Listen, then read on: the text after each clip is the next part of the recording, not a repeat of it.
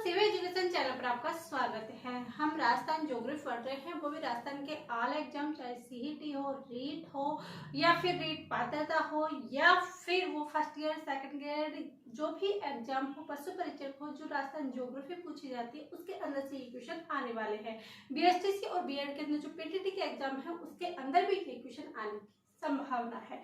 तो ये चीजें हम आज पढ़ने वाले हैं और इसके अंदर हमने क्या पढ़ा था, बालू का स्तूप वाला टॉपिक चल रहा था। भौतिक विभाजन के अंदर क्या चल रहा था हमारा, बालू का स्तूप, क्योंकि हमने राजस्थान भूगोल के अंदर राजस्थान की स्थिति और विस्तार चक्र पढ़ लिया था और उसके बाद राजस्थान का विभाजन, इसका भौतिक विभाजन कर लिया था और बालू का स्तूप पढ़ रहे थे। बालू का स्तूपों के अंदर बरखान, अंधर या अनुप्रस्थ बालू का स्तूप, ये सारे बालू का स्तूप है जो हमने पिछली क्लासों में कवर कर लिया था। जिन्होंने भी नहीं देखा है तो पीछे जाकर वो क्लासे जरूर देख सकते हैं। अब आज कौन से बालू का स्तूप की बात करने वाले हैं, तो आज हम जो बालू का स्तूप करने वाले हैं उस बालू का स्तूप का नाम है तारा बालू का स्तूप। कौन सा है, तारा बालू का स्तूप। इस तारा बालू का स्तूप से क्या मतलब है, यानी किसे कहेंगे तारा बालू का स्तूप। तारा बालू का मतलब हमने आकृति के आधार पढ़ रहे थे, तो इसकी जो बालू का स्तूप की आकृति है वो कैसी है, तारेनुमा है। जब तारेनुमा है इसीलिए इस बालू का स्तूप का क्या नाम पड़ा, तारेनुमा बालू का स्तूप। यानी कि ये ऐसे एक स्टार की तरह क्या है, ऐसे ये बालू का स्तूप बन जाता है। किसकी तरह, स्टार की तरह तारेनुमा बालू का स्तूप के अंदर क्या बन जाता है, ये बन जाता है। अब ये बनता किस वजह से, अब हवाएं एक समांतर दिशा में चल रही है तो कौन सा, अनुदैर्ध्य बन जाएगा। यदि क्यों बन जाएंगी, अपने साथ मिट्टी लगी जाती है, फिर जहां रुकेगी वहां पर समांतर चलने पर अनुदैर्ध्य बन जाएगा। लेकिन जैसे पहाड़ियों के सहारे अगर जाके टकराती है ये हवाएं, तो वहां पर कौन सा बालू का स्तूप बन जाएगा, तो वहां पर बन जाएगा ये अनुप्रस्थ बालू का स्तूप। और अर्धचंद्राकार के रूप में जो बन जाएंगे वो कौन से, बरखान बालू का स्तूप। लेकिन ये तारा बालू का स्तूप कैसे बनेंगे, जैसे हवा है, कभी इधर घूमी कभी इधर घूमी, यानी विपरीत, कभी इधर से इधर से हवाओं को बदलना, बार बार जो बदलना है, इससे क्या है कि इनकी आकृति प्रभावित होती है और इनकी हवाओं के बदलने के कारण इनकी आकृति कैसी हो जाती है, तारे के समान हो जाती है। जब इसकी आकृति तारे के समान हो जाती है तो इसलिए हम इसको कैसे बोलते हैं, तारा बालू का स्तूप। तो इसकी जो आकृति है, इस तारा बालू का स्तूप की जो आकृति है वो आकृति कैसी है, तारेनुमा। कैसी आकृति है, तारेनुमा।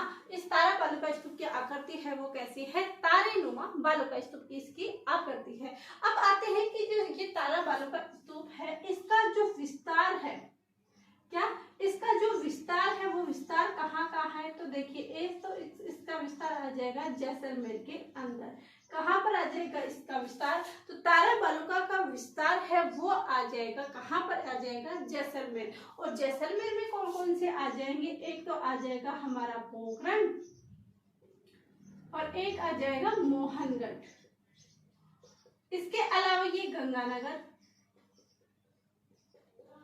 क्या ये जैसलमेर के अंदर पोखरण और कौन सा होगा, मोहनगढ़ होगा। इसके अलावा जो गंगानगर है, गंगानगर के अंदर हमारा स्थान है सूरतगढ़। इस सूरतगढ़ में भी क्या है, इनका विस्तार है। इसका विस्तार है तारा बालू का स्तूप का विस्तार है। तो कहाँ है, जैसलमेर के अंदर और गंगानगर के अंदर। जैसलमेर में कहा, पोखरण और मोहनगढ़ के अंदर, और गंगानगर में कहा, सूरतगढ़ के अंदर। ये यहाँ पर होता है। इसके नेक्स्ट अगर देखते हैं तो एक और बालू का स्तूप पूछा जाता है, वो आता है नेटवर्क बालू का स्तूप। नेटवर्क बालू का स्तूप ये विस्तार कहाँ पर स्थित है, किसका, नेटवर्क बालू का स्तूप का। क्योंकि इसमें से क्वेश्चन कम आते हैं, नेटवर्क बालू का स्तूप अक्सर पूछा नहीं जाता है, लेकिन फिर भी अगर ये हम दे रखा है सिलेबस के अंदर तो हम कोई भी चीज छोड़ेंगे नहीं, इसको जरूर देखेंगे।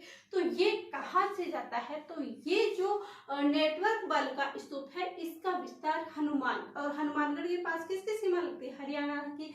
तो हनुमानगढ़ से हरियाणा की जो सीमा लगती है उस सीमा तक है, कहाँ तक है, नेटवर्क बालू का स्तूप हनुमानगढ़ से हरियाणा की सीमा तक। कहाँ तक? हरियाणा की सीमा तक कौन सा होता है? नेत्रवत बालिका स्तूप। इसी के अंदर एक चीज और आती है हमारी लाठी सीरीज, और एग्जाम में यहाँ से क्वेश्चन बहुत आते हैं लाठी सीरीज से। तो ये जो लाठी सीरीज है ये क्या है, इसका विस्तार कहाँ पर और ये है कहाँ? तो ये जो लाठी सीरीज है ये हमारे भाई जैसलमेर के अंदर है। कहाँ पर है? ये जो लाठी सीरीज है वो हमारे जैसलमेर के अंदर है। तो लाठी सीरीज कहाँ पर है? लाठी सीरीज हमारे जैसलमेर में है। और जैसलमेर में कहाँ से कहाँ तक है? तो जैसलमेर के अंदर पोखरण से मोहनगढ़ तक क्या है, इस जो ये पट्टी है लाठी सीरीज, और लाठी सीरीज क्या है? एक जल पट्टी है। क्या है? एक जल पट्टी है। तो इस लाठी सीरीज जल पट्टी का जो विस्तार है वो कैसा है? जैसलमेर में है। और जैसलमेर कहाँ से कहाँ तक? तो ये है मोहनगढ़। कहाँ से? पोखरण, पोखरण से मोहनगढ़ तक। पोखरण से मोहनगढ़ तक क्या है? इसका विस्तार है। किसका? लाठी सीरीज का। अब क्या है? तो देखिए आपने सुना होगा कि जो चांदन नलकूप है, थार का घड़ा है, वो कहाँ पर स्थित है? पोखरण के अंदर। तो इसी लाठी सीरीज के अंदर हम ये लाठी सीरीज बनाते हैं। जैसे ये लाठी सीरीज है, क्या? ये लाठी सीरीज है। इस लाठी सीरीज में हमने यहाँ पर कहा भाई ये है पोखरण, और ये पोखरण से जाकर जाती है मोहनगढ़ तक, मोहनगढ़ तक। तो यहाँ पर जो ये पोखरण है यहीं पर यहाँ पर एक नलकूप है जिसे हम क्या कहते हैं? ये जो नलकूप है इसे हम क्या कहते हैं? चांदल नलकूप। क्या कहते हैं? चांदल नलकूप। और इस चांदल नलकूप को भी क्या कहा जाता है? थार का घड़ा। क्या कहा जाता है? थार का घड़ा। ये इसी जल पट्टी, भूगर्भिक जो ये लाठी सीरीज ये जल पट्टी है, इसी पट्टी से क्या है? ये पानी यहाँ पर भरा हुआ है इस बीच में, और इसी बीच में ये चांदल नलकूप है जो कि क्या कर रहा है? थार का घड़ा है।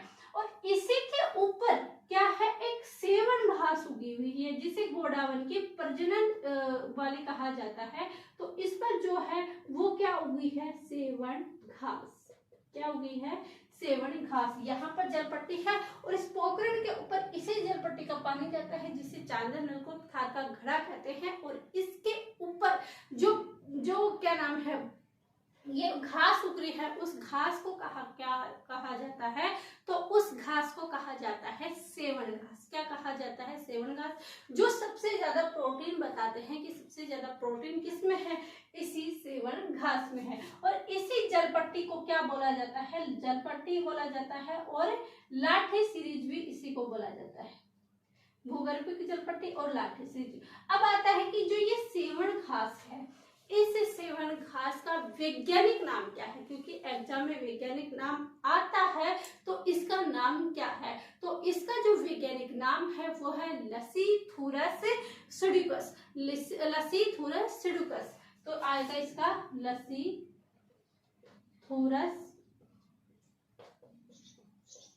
तो सेवन घास का वैज्ञानिक क्या नाम है? सेवन घास का जो वैज्ञानिक नाम है वो है लसीथुरस सिडुकस। और ये लसीथुरस सिडुकस है, ये क्या है? सर्वाधिक जो ये घास है वो सर्वाधिक क्या इसमें? प्रोटीन। और सर्वाधिक प्रोटीन है तो ये पशुओं के लिए क्या होगी?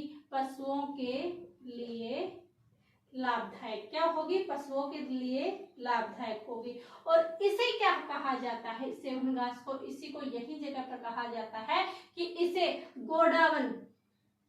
गोडावन की प्रजनन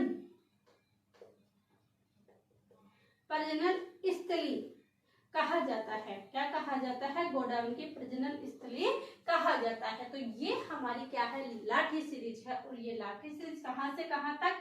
पोखरण से जाकर मोहनगढ़ तक है। और यही पोखरण में ये नलकूप लगा हुआ है, थार का घड़ा, चांदल नलकूप कहा जाता है। ये भूगर्भिक जलपट्टी है, इसके ऊपर सेवन घास है जिसका वैज्ञानिक नाम लसीथुरस सिडुकस है। और सर्वाधिक यदि प्रोटीन होती है तो इसी सेवन घास में होती है। और इसे क्या कहा जाता है? गोडावन का प्रजनन स्थल कहा जाता है। तो ये हमारी लाठी सीरीज है, कहाँ से कहाँ तक है, इसके बीच क्या क्या चीजें आती है, आई होप आपकी जरूर समझ में आ गई होगी।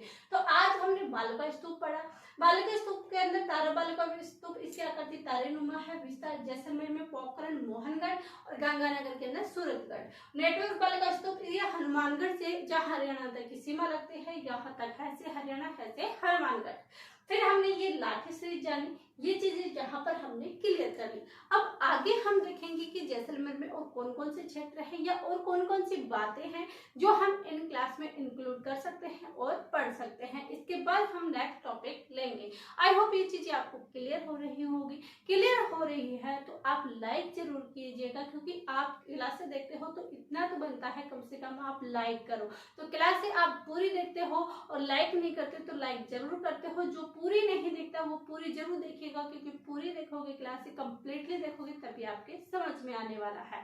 उसके बाद यदि आपने अब तक चैनल शेयर नहीं किया तो शेयर अभी कर दीजिएगा, क्योंकि शेयर अधिक से अधिक कीजिएगा तभी तो ये क्लास से आगे तक पहुंचेगी। और यदि आप इस चैनल पर नए हो और आपने सब्सक्राइब नहीं किया है तो प्लीज सब्सक्राइब जरूर कीजिएगा। आप सभी का धन्यवाद। Thank you.